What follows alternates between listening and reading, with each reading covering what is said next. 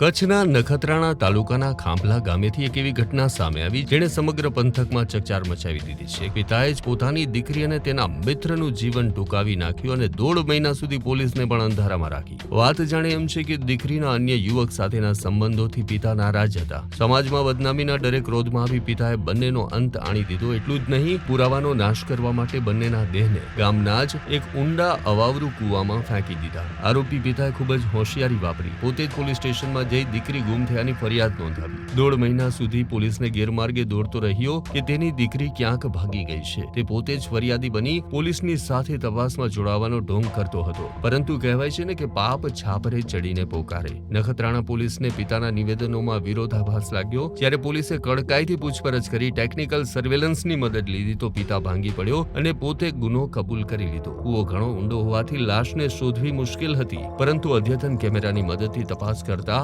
બંનેના દેહ મળી આવ્યા. ક્રેનની મદદથી કલાકોની જહેમત બાદ દેહને બહાર કાઢવામાં આવ્યા. હાલ પોલીસે આ મામલે આગળની કાર્યવાહી હાથ ધરી છે. આવા જ અવનવા વિડીયો જોવા માટે ફોલો કરો ઇન સેકન્ડ્સ.